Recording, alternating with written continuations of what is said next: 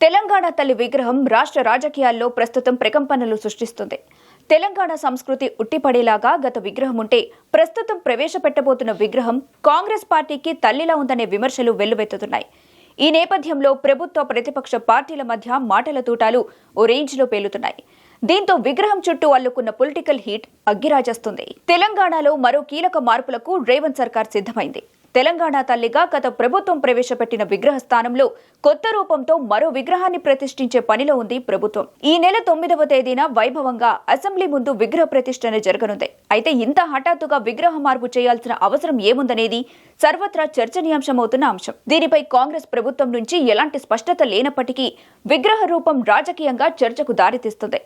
విగ్రహం ఒక సాధారణ మహిళను పోలి ఉందని, దేవత కళ లేదంటూ ప్రతిపక్షాలు మండిపడుతున్నాయి. గత విగ్రహం దేవతా రూపాన్ని తలపించేలా, రాజసం, రాష్ట్ర సంస్కృతి ఉండేలా బతుకమ్మ బంతిపూలుండగా ప్రస్తుతం కాంగ్రెస్ ప్రభుత్వం ప్రవేశపెట్టబోయే విగ్రహం ఒక సాధారణ మహిళగా ఉండటంతో పాటు హస్తం గుర్తును సూచించేలా రూపకల్పన చేశారనే విమర్శలు కూడా వినిపిస్తున్నాయి. వీటన్నింటికీ మించి తెలంగాణకు మాత్రమే చెందిన బతుకమ్మ బంతిపూల సూచికను విగ్రహంలో ఇంక్లూడ్ చేయకపోవడం అత్యంత వివాదాస్పదంగా మారుతుంది.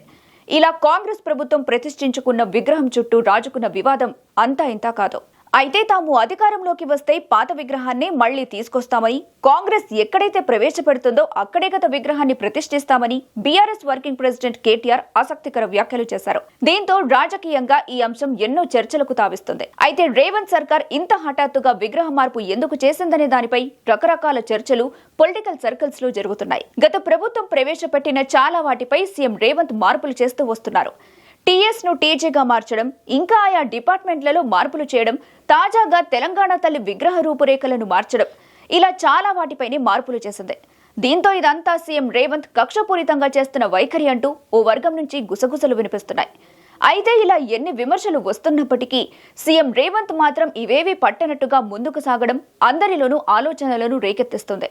మొత్తానికి కాంగ్రెస్ అధికారంలోకి వచ్చిన తర్వాత తెలంగాణలో జరుగుతున్న మార్పులు ఇరు రాజకీయంగా కాంట్రవర్సీకి తెరతీయడంతో పాటు ప్రజల్లో కూడా కొత్త సందేహాలకు ఆద్యం పోస్తుంది.